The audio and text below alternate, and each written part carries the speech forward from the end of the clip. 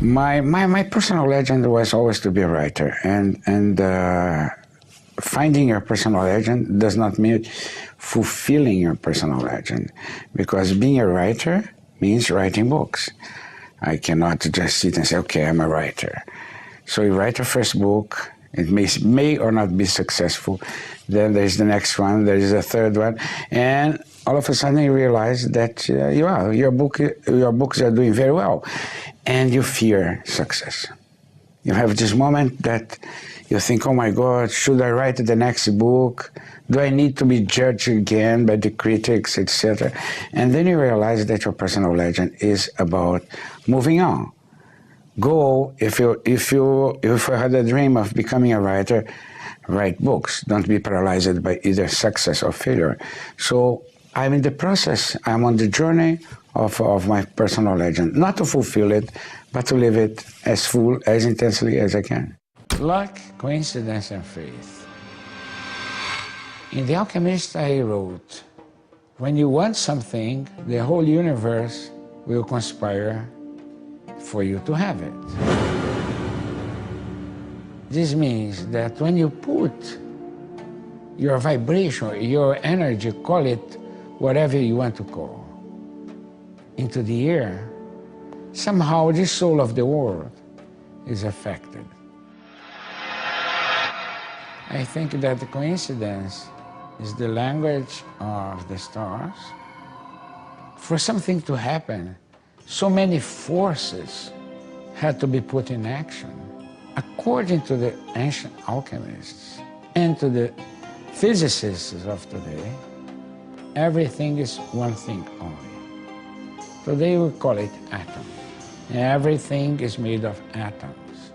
If everything is totally connected, whatever you do interfere in the rest of the world.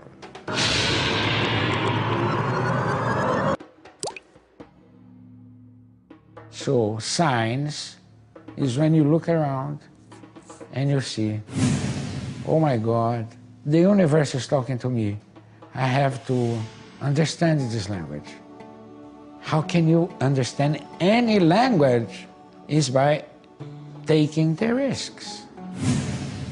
Not being afraid of making mistakes. So you start to learn this language using something that you denied so far, your intuition. And you need to use your intuition. And you need to be brave enough to dive deep into this unknown universe and say, I'm going to learn this language. I think that you have to take risks all the time. If you don't do that, you don't move forward. We are trying to be too conservative in the way that you think life. And the result is that nobody voices out to say, I don't agree with this, I agree with that.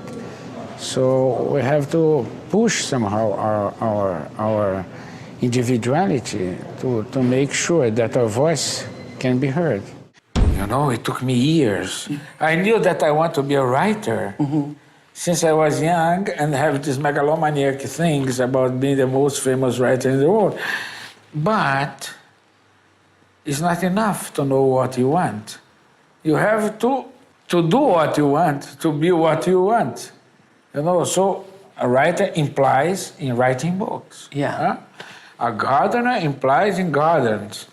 You know, but if you, I don't know about today, but if you talk to your father, your mother, if you are from a middle class, I want to be a gardener. Your father says, oh my son, please go to the university. Yeah. Get a diploma, and you can do your gardening during the weekend, you know. But you love plants. You love the soil. You love, you know. But at the end of the day, you are convinced. And this is not good for the person who is being convinced and for the person who is trying to convince. You are creating this aura of frustration around them. When my first book, The Alchemist, started being successful, I was already 42. So I was mature enough to learn that everything is a gift and you have to treasure and respect it as a gift, and not to be crazy because you're successful. So I had, before that huge success, times, very difficult times, and I learned a lot about it. You're one of the world's most widely read authors, but you're more than just a writer. You know, you've become something of a spiritual icon. How do you regard yourself nowadays? I would totally disagree with you.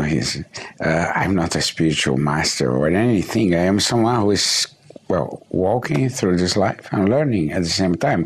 What I do is to share my experience, because I think life is about sharing.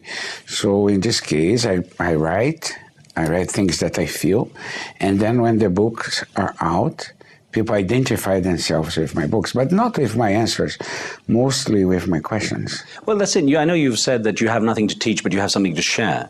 But it must put some pressure on you when people are looking for answers. Obviously, you're touching something that people are missing in their lives.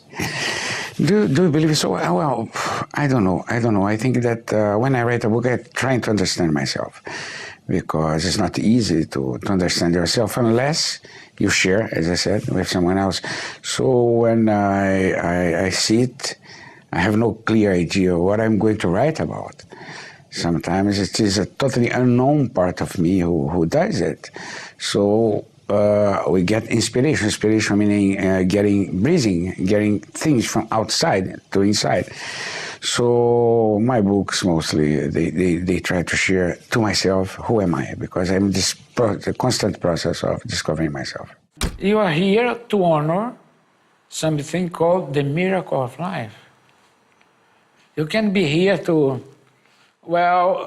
fulfill your hours and days with something that it is meaningless. Yeah. But you know that you have a reason to be here. Yeah. It is the only thing that gives you enthusiasm. Right.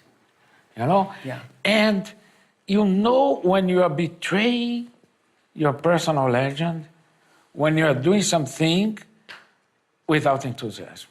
Yeah. And worse, you know that you have this good excuse.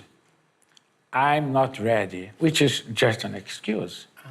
No, people say, no, I'm not ready. I have to wait for the right moment.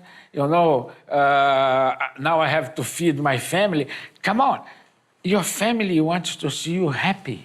Yes. Your daughter, your husband, your wife, they don't want to see you there sitting in a work that you hate. Right. Even if it gives you tons of money. Your background is fairly well documented, the things you went through which have shaped you. How much of that is really behind you, or how much do those ghosts still haunt you?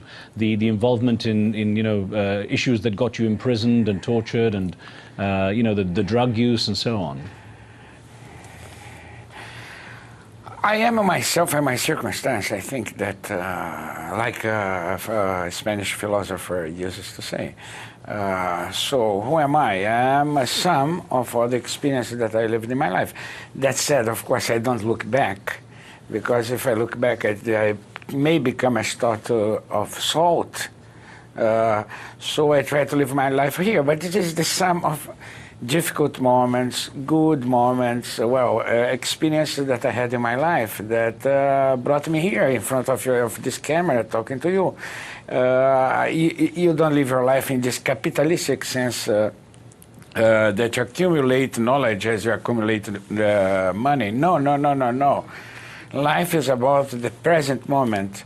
And you're here now, and then you have an idea or you have something, but that may be a root in your past, but you don't know. So what I try to do is to live my life as full, as intensely as I can. I fought against all odds. There is no tradition of a Brazilian writer to be translated. There is no tradition of being published. I'm published now, I think, in 56 languages, which is very impressive. So, for example, only in India I'm publishing 80 different languages. In Spain I'm publishing in 4 different languages. So I could never ever dream. I don't imagine myself sitting in my apartment in Rio de Janeiro and say, oh, I want to be such a successful writer, and people had to read my book.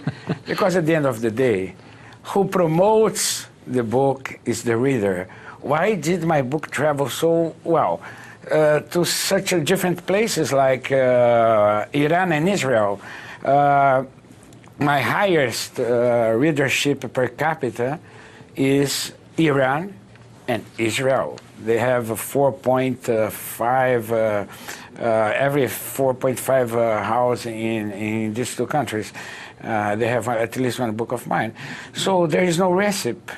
From the moment that you try to find a recipe, I think you are lost, because you lose the most important thing in you, that it is your spontaneity. I would also like to use the word innocence. Not innocence in the sense of being naive, but innocence in the sense of being open, or seeing everything as a child, and be amazed and surprised and enjoying, discovering life every single day. When you're a child, you think that only you exist. Right. Right? And one day I was by a orange tree, and I had the sensation that I was alive. Do you remember the day that you realized that you were alive? No, I don't remember the day. But that's, yeah, I remember. So. I wish I did, but okay. Sorry, but that day, my God, I am alive. Not only I am alive, but I'm not the center of the universe. And then I realized that I was alive, and there was a lot of things going on outside my childish world. Mm-hmm. And so I said, I'm going to pay attention to what is going on. And this is how I survived it.